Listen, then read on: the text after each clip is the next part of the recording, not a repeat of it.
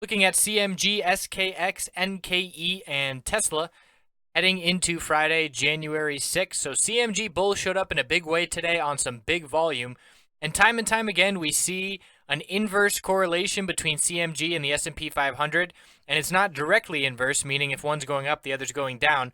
It's just the ability for the bulls to be strong even when the market shows weakness or vice versa. So it seems a little counterintuitive to me personally, where we see SPY had a lot of weakness today and some 5-minute candlesticks that saw a ton of downside, and to be looking bullish in CMG while that's going on is definitely tricky, and it's something that takes a lot of practice and a lot of discipline, but certainly there was nice gains to be had today in CMG. So where we stand currently, we can see the bulls have defended 374, 375 on 2 attempts here in early to mid-December, and then again here just a few days ago. And now we're looking at the resistance that rejected the price many times, 395. If the bulls continue tomorrow, which it looks like they will because of the high close, the question is going to be, can they close above 395? We had 1, 2, 3, 4, essentially 5 rejections being unable to close above that level. And if we see the bulls close above that level, then we are looking to continue to the upside. What we have right now on the weekly time frame is a very clear tightening range. And it's because we have this low, the low we've seen, a higher low, and now a higher low. And in terms of resistance, we have plenty of lower highs to be looking at. So the range just keeps getting tighter and tighter. If we break 396.45, that was the high of 2 weeks ago, we will break the shorter term lower high pattern. But in terms of this longer term lower high pattern, I would really be looking up here at 440. That's the level to break a clear longer-term bullish pattern. You can see these Bollinger Bands have been pretty tight for months now. And after 396.45, we're looking at 400 psychological. The middle Bollinger Band weekly resistance is there as well. So we've seen some bull candlesticks before. We had that nice solid bull week 3 weeks ago, but we just didn't have any follow-through from it. So in terms of where we stand on the weekly, it's pretty hard. In my opinion, I'm not confident in a direction with CMG. Daily time frame, we know the bulls are in control for the short term, and we're watching this test of 395 resistance. If we were to see a bearish reversal candlestick tomorrow with a rejection from 395, then we could be looking for a pullback again. But as of right now, I'm a little timid on the weekly time frame, admittedly, because things aren't clear. There's plenty of clear setups in the market with technical analysis where we are much more confident, or where I am much more confident. But as of right now, with the past 2 months, I am not in a comfortable position to be confident in the direction on this weekly chart until I see a clear break of some of these levels. The support break would be a very clear bear break. If we lose 374, we're looking down at 362, and then the lowest price we've seen. In terms of a bull break, we have to get over the middle Bollinger Band weekly resistance. We have to get up over 419.30 and then up to that 440 level. But by then, we will be a lot more confident in the bulls if they get over that weekly middle Bollinger Band. So long story short, not so sure on the weekly.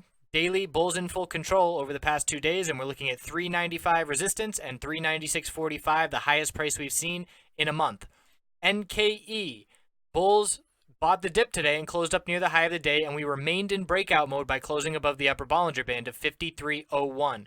So the highest price we've seen in the past 3 months is up at 53.35. It's a bit of a double top, 53.35 and 53.34. We can be watching this resistance level tomorrow, and if the bulls are unable to get over that, we will be looking for a rejection, and if we lose the upper Bollinger Band support, then we might be looking for a pullback. But we do have a very clear bullish indication on the weekly time frame getting over this middle Bollinger Band of 52.60 that has rejected the price multiple times.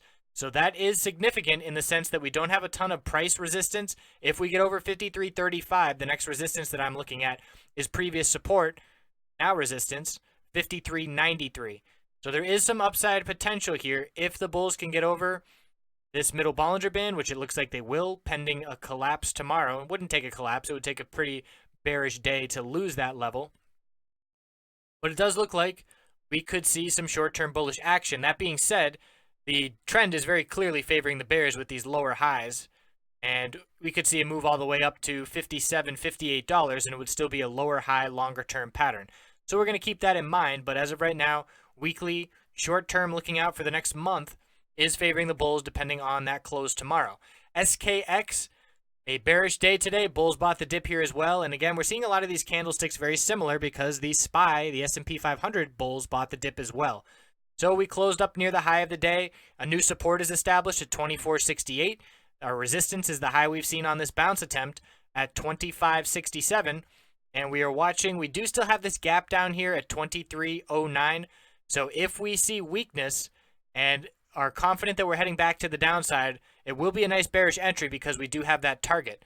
On the weekly time frame, the bulls are in control with that inside weekly candlestick breaking to the upside for the bulls, and we have that clear 50-week resistance with the upper Bollinger Band, and we're bouncing off exponential support, so we'll be watching those levels as well.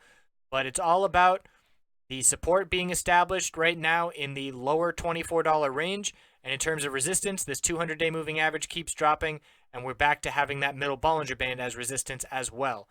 And last, we've got Tesla. The bulls bought the dip. There's another candlestick that looks the same. Bulls buying the dip, closing up near the high, and this is just a really strong daily chart, and now looking like a really strong weekly chart. Look at the volume. Look at the close above the upper Bollinger Band, depending on tomorrow. 223 is the level to close above. Then we're looking up at 236.63 as the next resistance. So the bulls have seen a very, very strong move over the past 5 weeks, and it doesn't look like there's any slowing down at this point. We have a support to be watching at 210.96.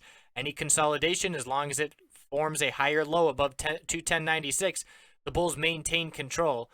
So we're looking at the high of yesterday, 228, and then up to 236.63. Still a lower high pattern long term. We can't forget that, but a very clear bullish breakout occurring on the weekly time frame. And if the S&P 500 gets new all-time highs, which it's on the brink of doing, Tesla bulls will certainly perform well and respond well to that. So that's what we've got heading into tomorrow. I appreciate you watching. I'll see you then.